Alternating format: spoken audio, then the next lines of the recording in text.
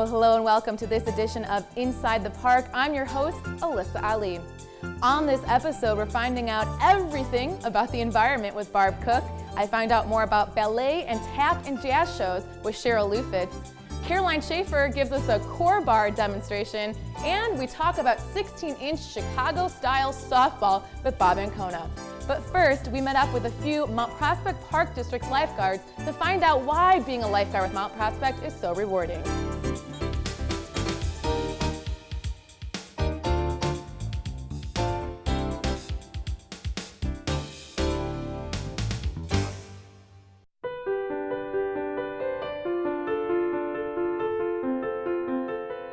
Being a lifeguard is a great job.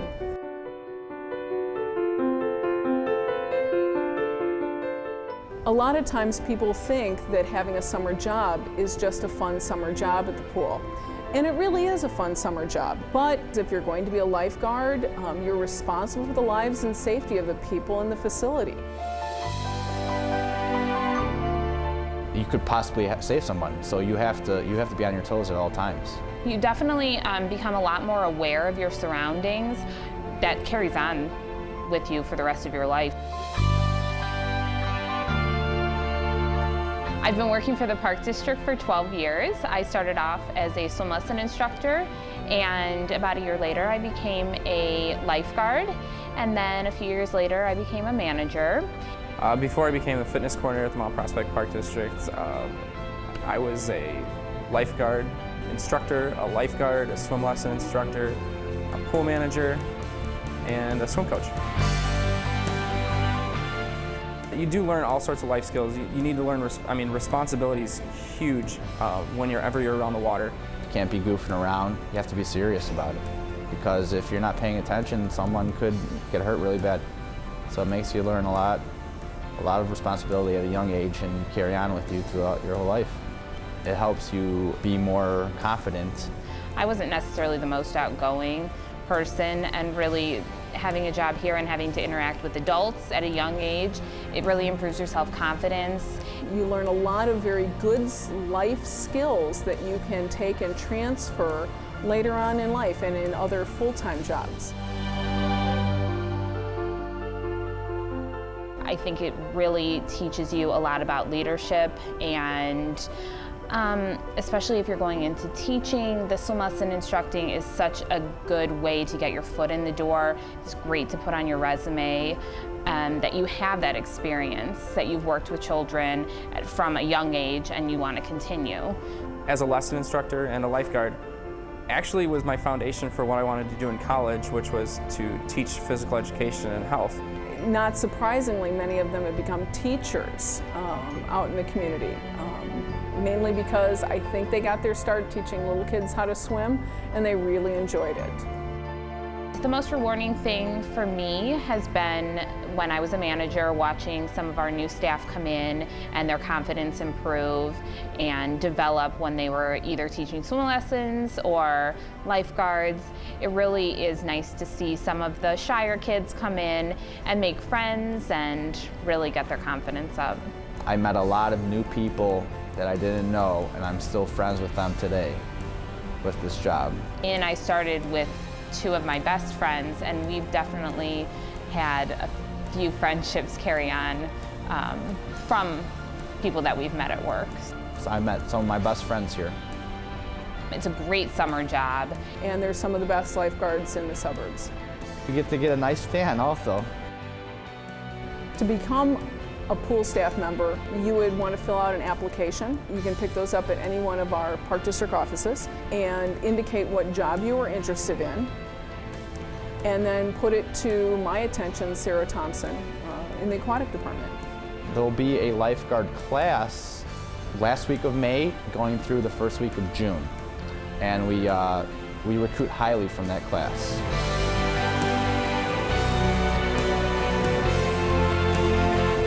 When you make a save, it feels like you actually made a difference in that person's life, because that person could have been in trouble if you didn't save them. It makes you feel real good. It makes you kind of feel like a hero.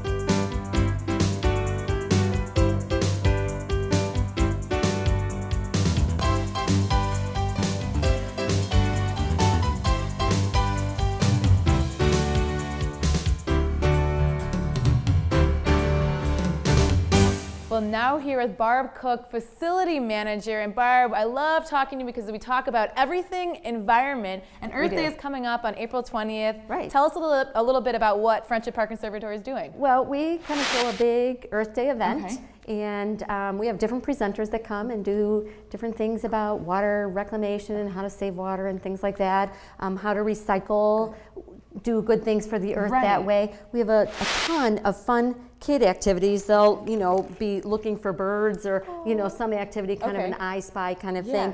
But we also have little, craft kinds of things that are all made with recycled materials. Fun. So here's a little windsock, but how about this? How about this? What is this? A little notepad. Oh my gosh. Made with our recycled paper. How perfect is that? So really fun things for kids to do. And, so we just kind of offer different kinds of things. The greenhouse is open on that day for tours, which is kind of an unusual event because the greenhouse is not usually open to the public. And so, we have master gardeners here that help us with that event and our own volunteers. So it's a fun day. Everyone should come. Yeah, can they just show up anytime on They April can. 20th? Okay. They can. It's from 1 to 3. 1 to 3, okay. So it's all afternoon in our building here. And, it's a great event for like scout trips to come and do, families to come and do, neighborhoods to come and do as groups. So it's a fun time. Now this is really neat. You're going to be showing this on Earth Day as well. It's talking about when things are in landfills, how long it takes to actually decompose into the earth. And I'm really surprised at a lot of this. Let's try one of them. Right. So how long would you think a plastic bottles take to break down? Maybe 6 months? 6 months. Well, let's try that. Nope. No. I happen to know the answer to this. What is it? 500 years. So all those plastic bottles that we use every day, 500 years to break down. Oh my gosh. But how about this one? The plastic bags at the grocery store. How long? 200 years? Let's see. No. 1,000 years. So plastic water bottles and plastic bags. Yeah. Really bad for the environment. Oh my gosh. So if you could avoid using those, yes, we should all avoid using them. And there are ways to still be healthy, drinking the water out of a filter or whatever it may be. But exactly. Just, bring your own reusable water container all the time and use your reusable grocery bags and things like that, whether you're shopping at Carson's or if you're shopping at, Jewel. Really puts things into perspective here. I was completely off base. So it's really fun for adults and kids alike to learn. And we'll have this out there for kids to learn and parents to learn too. Exactly. So they can rethink what they do in their everyday life. You just made me rethink it. So Earth Day coming up on April 20th. Well, let's talk about, we're talking about cleaning up, recycling more. Clean up the parks on April 13th. How can people get involved? What parks are we going to and how are we cleaning up? That's a really easy event, and it's basically they can go, families or scout troops again, neighborhood kids, they can go to their own neighborhood park and clean up. Just pick up all the trash and all the things that are laying around. Get rid of them, just clean up the park. They can do one that's close by to their home. If they'd like to do a particular park, check with us and we'll make sure that no one else is doing it that day. But basically it's just clean up the park. Just kind of something good to do for the earth. Absolutely. Take a few hours out of your day coming up on April 13th to clean up the parks. And we also have the E-Cycle at Friendship Park Conservatory. That has been here. I knew there's a new law that you're not allowed to throw electronics just in your regular trash. Right. You can't put your old televisions on the curb. You can actually get a fine. So you really want to bring all your electronics and things like that to the conservatory. We have 2 days available from 9 until noon on both a Friday and a Saturday. But anything that's electronic that can be, so we have a clock radio here that's old. We have your printers, your scanners, your computers, any television. You can bring televisions and computer monitors as long as the glass is not broken, as long as the screen's not broken. But anything that's electronic, they can bring. It can be bigger than they can fit in this. Yes. So it's a great way for people to get rid of their electronics in a good way. A really good way. And people can go online or and check for like a list of things that are available. That are available that you we can can take off. Okay, so that's coming up on April 19th and April 20th, the E-Cycle at Friendship Park Conservatory. Now let's talk about Nat's orchid trip coming up on April 24th. Are we traveling somewhere to get to this? Well, we are, but only to Naperville. Oh, that's not bad. Okay, so that's not bad. But we, of course, provide the transportation both there and back. But Nat's Orchids has more than 40,000 orchids that are in at their place, and from all over the world. Hawaii, everywhere. So they look different? We're going to find out. Okay, great. We're going to find out on that day. She's going to give us a little, like a 45-minute tour, and we'll be able to look at all the orchids and kind of get some tips on how to grow them. Most people think orchids are really hard to grow, but this orchid has been in bloom for at least 2 weeks, and look how beautiful it is. Oh my gosh. A lot of orchids will bloom for several weeks, sometimes several months, without doing much to them. So it's really something that's worth doing. It's easy to grow. We're going to get tips on how to do it, and people will actually be able to buy them too. Oh, that's nice. There. So that would be Take kind them of a little home? Right to your yard. You can try your hand at growing orchids. That's great. That's coming up on April 24th. Do people just talk to you to get signed up for that? They can go online and sign up, or they can stop in at any Park District building. As easy as that. Sign up in person. Okay. And sign up early, because we've already got people signed up for it. Yeah, I'm going to sign up. I'm going to take somebody's spot. Yeah. That's mountprospectparkdistrict.org online. And then when we're talking about orchids and plants and getting ready for spring and planting everything at your house, the spring plant sale is coming up on May 11th. Will you have orchids and other plants involved in this? Well, at that point we don't do orchids, because those are more house plants. Okay. But we do a whole bunch of summer annuals and hanging baskets and herbs and vegetables. We do some perennials. We do dahlias, the hybrid dahlias that people are absolutely crazy for. But this is a 4-inch pot.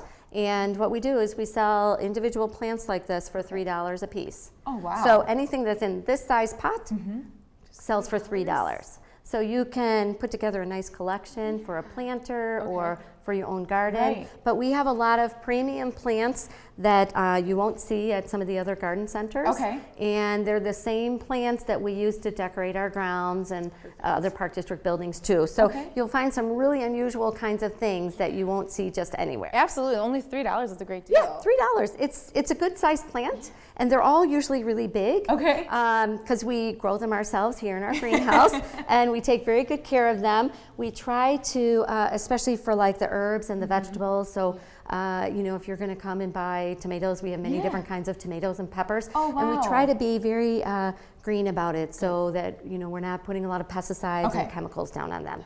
So that's good, because nobody wants that kind of stuff. No, not at all. And that's the spring plant sale coming up on May 11th. Looking forward to all of this. We're going to have a fun spring at the Friendship Park Conservatory. Barb, thank you so much for enlightening me on all these facts. And we're finding out a lot more about plants and orchids. And if you come to the plant sale, maybe bring a wagon. Ooh. Always run on short on those. Bring a wagon. I've got one of those. I'll see you. Barb and I will see you at the plant sale coming up on May 11th. A lot of fun stuff going on. Barb, thank you so much. You're welcome.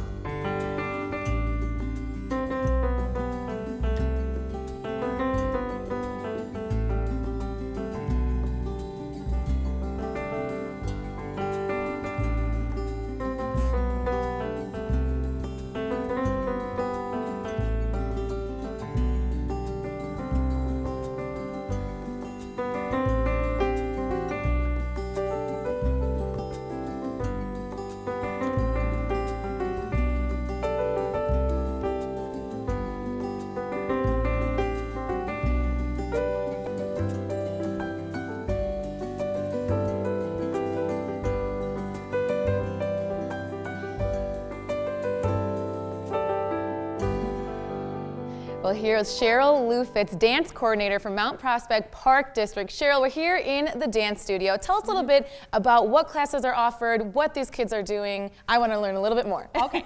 We are here in our main ballet studio here at Lions Recreation Center. The majority of our ballet classes are held here. We also have another studio down the hall. And then we have facilities over at Recplex. Predominantly, we hold our tap and jazz classes over there. So kind of the way the dance program works, we sort of have like the dance program, and then we have these two entities under the dance program umbrella.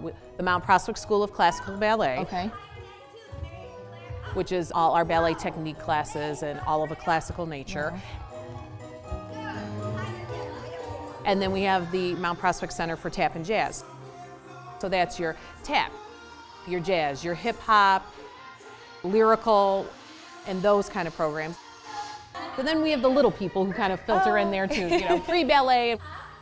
We have a class mini medley, which is, you know, exposing kids to jazz and tap and that kind of things. So we take them from 2.5 to with parent taught all the way through adult. That's what I was going to ask. That's great. So anyone could really get involved then. Correct. As far as like our recital classes, our recital-based classes, you know, which we're going to talk a little bit more about, those run September through May. Okay. So students sign up in September and they run through May, and it culminates with all our recital productions. Oh, that's great. Let's talk about those recital productions. One of those being The Sleeping Beauty, May 3rd and May 4th. What does it take to put on a production like this? Well, we literally start even before fall, kind of gauging ideas, thinking about the theme. The teachers, our artistic director, Amy Hubert, they start kind of even surveying the kids a little bit, getting a feel for things. And then a lot of it sometimes is the costume show. There's a costume show in October, so the staff goes, kind of sees what's out there as far as costumes. And then we start building this story and building this production. For the past few years, we've done a story. This year, it's Sleeping Beauty. And the nice thing about the story ballets is it's something people are familiar with. Like, we've really seen the parents sort of enjoy watching it, especially the dads, because they kind of get what's going on. You know what I'm saying? Yes, it's not just sort of dancing about a garden. You know, I mean, like, they know, okay, it's Sleeping Beauty. I know sort of the beginning, middle, and end. Right. So this year with our Sleeping Beauty production, we're kind of combining, because there is an actual Sleeping Beauty ballet. Okay. There's also the fairy tale, and of course, Disney. So we're sort of, you know, doing our own spin and kind of combining all three. That's great. So we do a Friday night production and then 3 productions on Saturday. So there's 4 shows for Sleeping Beauty, May 3rd and 4th, and it's quite a weekend. Like right now, you know, the studio's quiet now, but I guarantee you 6 days a week, and as we get closer, 7 days a week, there's a lot of practicing going on. Where is the show going on May 3rd? The ballet is at the Schaumburg Prairie Center for the Arts. Wow. It's a beautiful facility. We've been there for years, and yeah, they like it. The little ones, the younger kids in like 1st grade till our intermediate level, they perform in 1 show, and then the older girls are in all the shows. Okay. So very exciting. Yes. Sleeping Beauty coming up on May 3rd and May 4th. We also have to talk about the Mount Prospect Center for Tap and Jazz. Pop! I know, I'm so excited. I know, we're really excited about it. We're kind of thinking of some little creative takes on things. Pop is going to be a journey through pop culture, pop music, pop art. It's going to be lots of color, lots of surprise, lots of creativity. The neat thing with tap and jazz is, you know, you get to see all these little different genres. I mean, you might have, and the teachers are really good about mixing up the music, you know, using stuff that, you know, the kids want to dance to, but, you know, everybody can't dance to Justin Bieber or whatever. And like, for example, you know, I know one class, they're doing 99 Red Balloons. So, you know, it's what the neat thing about the Tap and Jazz recital I always love is the audience really gets to enjoy the variety in the music. You know, there might be something that the parents or grandparents are familiar with, and then there's the modern stuff that the kids like, and everything else kind of in between. So, you know, we have tap dances, we have jazz, we have the hip hop. There's hip hop for guys. They're always a big hit, the boys in the recital. And then lyrical, which I always, you know, is kind of that mesh of jazz and ballet and modern dance, and those are really some neat, creative, kind of flowy kind of numbers. So sounds so much fun. That show too, we do a Friday night show and then 3 shows on Saturday. And that's May 17th and 18th at Forest View Educational Center in Arlington Heights. Great. Definitely looking forward to both of the shows, Sleeping Beauty and Pop. Again, that's May 3rd and 4th for Sleeping Beauty and May 17th and 18th for Pop. Cheryl, thank you so much for joining me here today. You're gonna teach me something. We will catch up with you all later.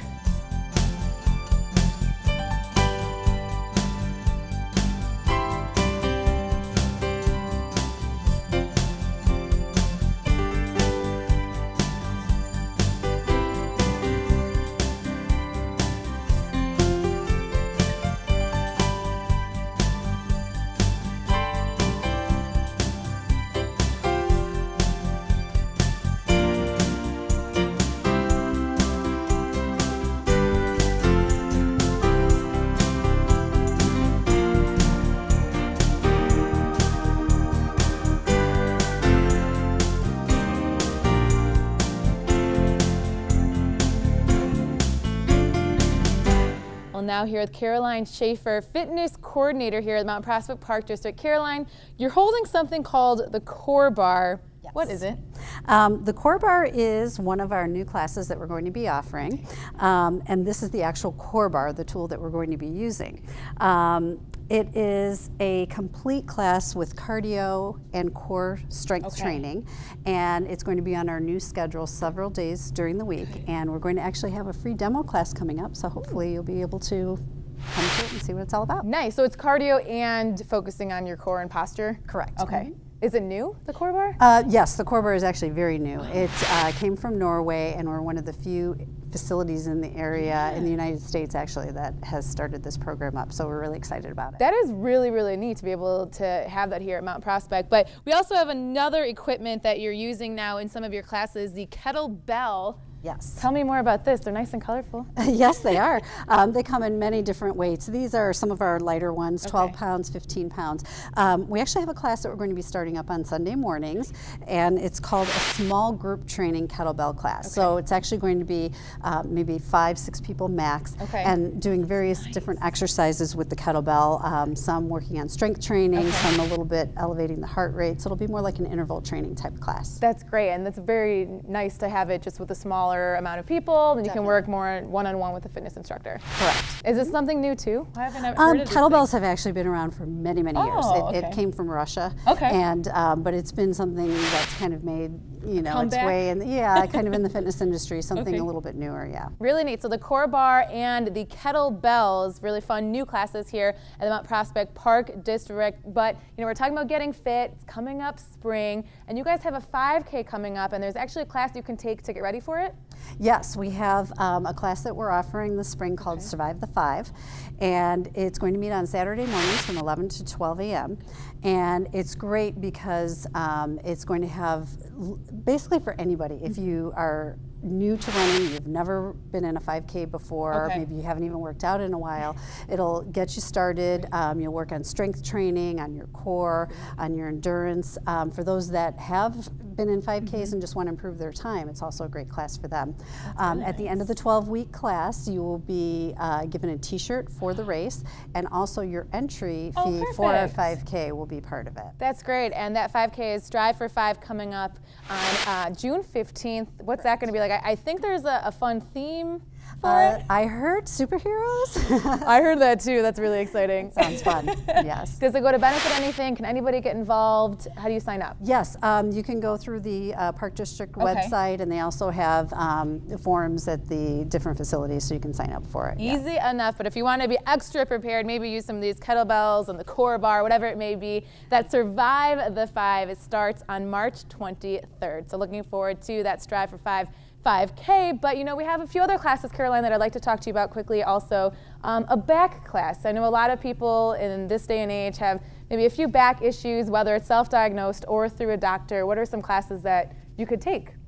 We do have a new class that we're offering again this spring called the Back Class, and it's designed for people that maybe you've gone to classes before and you think, I can't do abdominal crunches, my back hurts, my neck hurts, when I lift this, my back bothers me. So it's basically going to be a class about teaching proper form and technique for abdominal exercises, for lifting, and strengthening the back and the abdominals. A lot of people don't realize that back issues come from weak abdominals, so it's going to focus a lot on the core. Nice, that's very neat, and just making sure when you're working out, you're doing it the proper way. Exactly. So it will be more than just coming in and taking an exercise class. It'll be a lot of instruction and showing how to actually do the exercises correctly. I'm guilty of that. I think I need to take the back class, but something fun also coming up, Caroline. Tai Chi. I don't really know, what is Tai Chi, first of all? Tai Chi is, it's kind of like, falls under our mind-body type classes, and we have a wonderful instructor. His name is Lawrence, who's been teaching for us for a few months now. It's completely different than yoga and Pilates, and it's really working with your mind and your body, and a lot of people show great benefits in lowering their blood pressure and a lot of different things with it.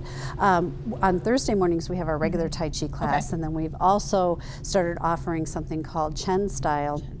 And it's supposed to be more for the powerful, so it's taking it up a notch in there. It's actually just pushing it a little bit more, and for those that want a little more than just the mind-body. Okay, so very neat. A lot of new things always to try here at Mount Prospect Park District. Caroline, thanks so much. Maybe we'll get a workout in right now. The fitness coordinator here at Mount Prospect Park District. You got to try all these fun new classes.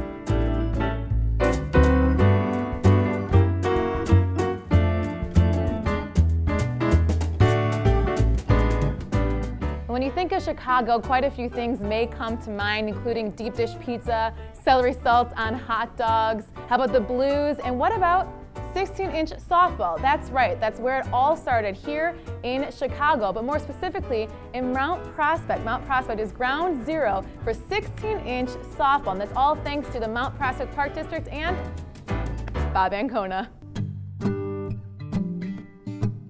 First, it's a Chicago game.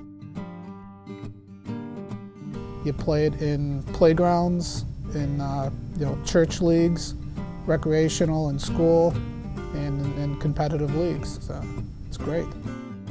When Bob Ancona says it's a Chicago game, he means it's a Chicago game. Literally. The first softball game dates back to Thanksgiving Day, 1887, an indoor game at the Farragut Boathouse on the city's south side along the lake. That first game was played with a rolled-up boxing glove for a ball and a broom handle for a bat. The score? 41-40. What's the lasting attraction to softball? Well, you don't need a lot of equipment and you don't need a lot of space to play. We play in smaller parks, you play barehanded, and really the only cost is a bat and a ball.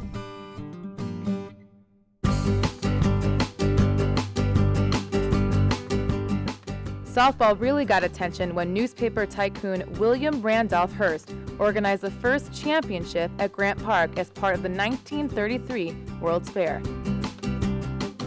While the rest of the country embraced the 12 and 14-inch versions of the game, if you grew up in the Chicago area, you played 16-inch. My dad played, and I used to go watch it. I was 8, 9 years old, me and my brothers. My brothers played in high school, and I played with them when I was in junior high. And in high school, like I said, we formed our team. We came out here. I started playing as a junior in high school and been playing ever. I still play today. It seemed that every business, workplace, and bar had their own team. There was a time when the sport was so popular that more fans attended night softball games throughout the city than the day games over at Wrigley and Comiskey. In the old days, we didn't have a lot of alternative things to do. You come home from work and there wasn't 25, 30 different channels you could watch on television. You couldn't go rent a movie, you couldn't play video games. You didn't have all your kids playing in 15 different travel sports. So, life was much simpler. So yeah, you went out and you played the game, and these guys would play 6, 7 nights a week, and that's all they would do is come home from work, play softball, go to the tavern, go back to work, and do it all over again. There's stories in the old days of guys who were getting married and they would play in a tournament up until 2 o'clock and then go get married and then come back and play the rest of the tournament. The neighborhood bars in Chicago still are very big with the local teams that play there.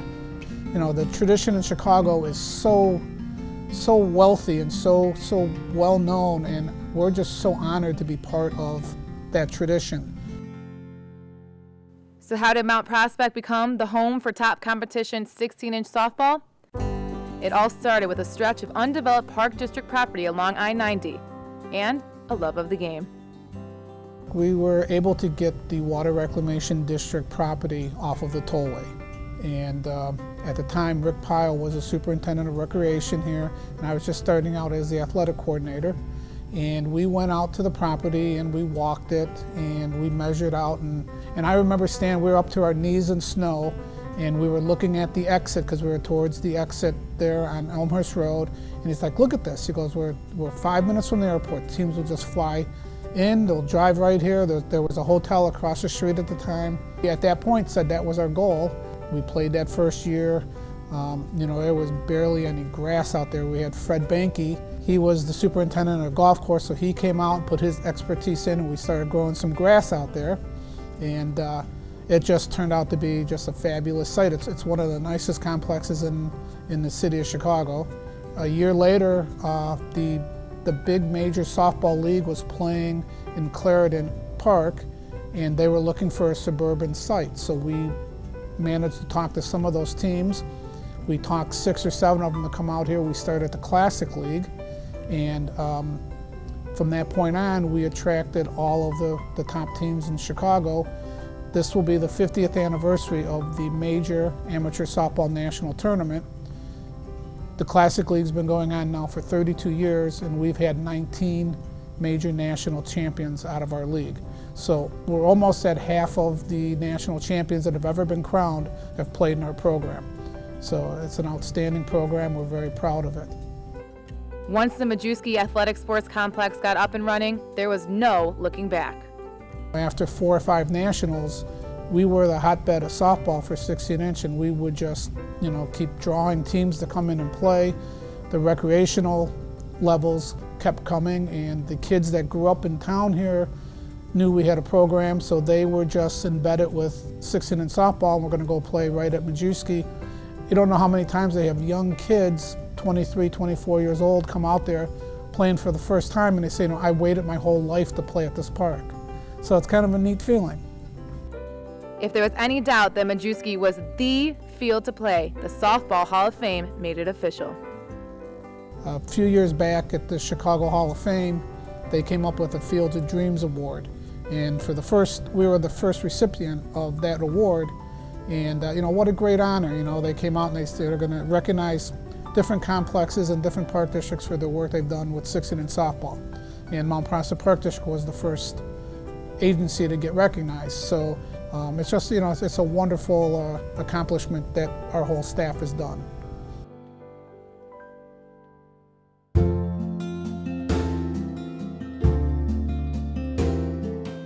I have a strong passion for the game, and I've been able to share that passion with our maintenance staff, with the guys that work the softball crew.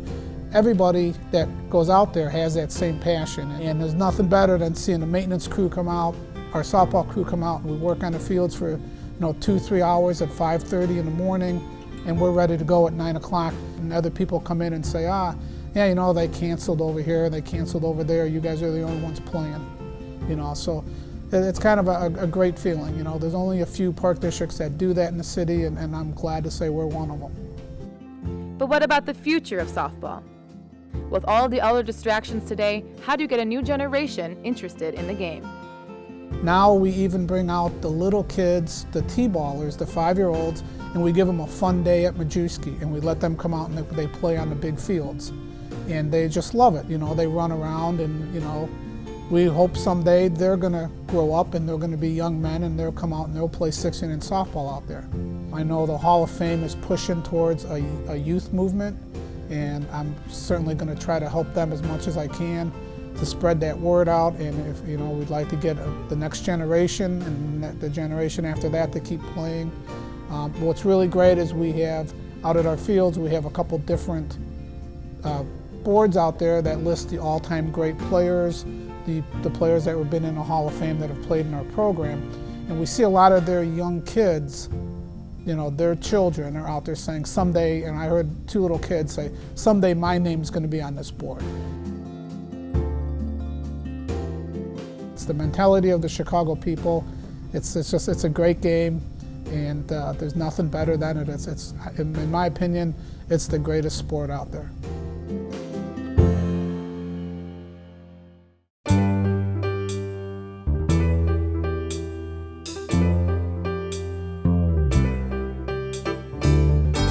Well, that wraps up this edition of Inside the Park. For more information on everything you saw on this episode, you can visit www.mppd.org. For myself, Mount Prospect Television, and the Mount Prospect Park District, have a great day.